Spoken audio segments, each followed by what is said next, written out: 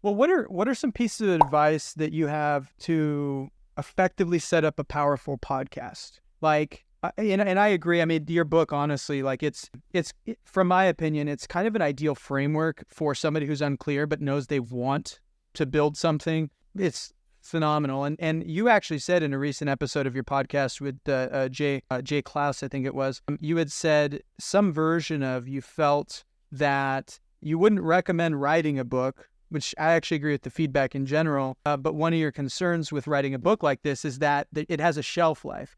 And I just wanted to let you know, this is my opinion, take what you want, leave what you don't. As somebody who's gone through your book, while yes, everything has a shelf life, I think there's a lot of damn near timeless stuff in this, bro. I was incredibly intentional to write that book in an evergreen format because I really have had that belief for a long time that when most books hit the shelf, they're already irrelevant because new things have come up, because they're talking about the tactics that are working at that time, at that place, whatever that might be. So knowing that, I said, well, what books are the timeless classics, like The Think and Grow Rich, like all of those kind of great books that, we kind of go through when we're first starting our entrepreneurial journey. And I created that book, The Common Path to Uncommon Success, in that mindset. Let's keep this evergreen. These are the steps. This is the framework that will work in 2010, in 2020, in 2060. That was my intention.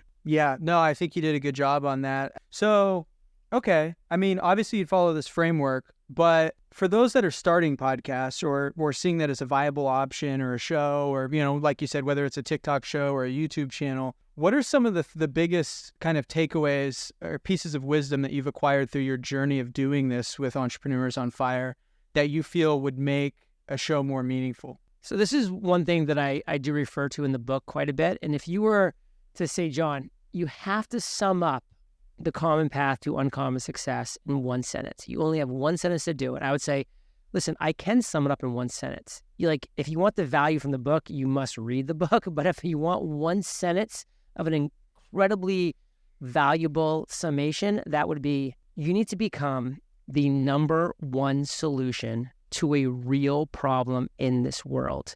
So to your question directly about podcasts, that's the main problem right now, is that people who launch podcasts and don't succeed cannot definitively say they are solving that problem. They are the number one solution to a real problem. They cannot say that they are that because they're not that. And because of that, people will beat a path to the number one solution to a real problem that they have. They will find you because people will recommend you. People will refer you. They'll become your evangelist. People will seek you out. They will find the number one solution to a real problem in the world because that's what we want.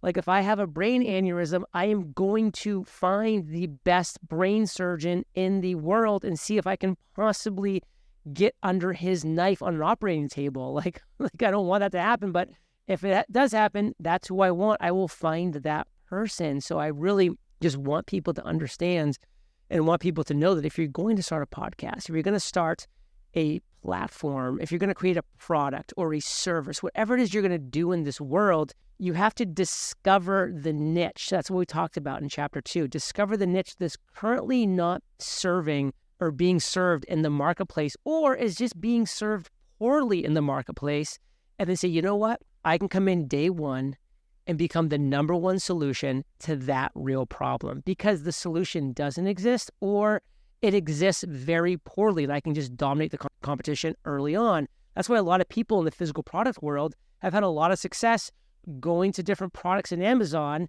reading the 1, 2, and 3-star reviews and saying, wow, this is what people are complaining about with this product right here. If I can create a product that solves all the problems that the product solves that people bought it for, but then also solves all the things that they're complaining about that it doesn't solve. So I'm creating the best solution to a real problem.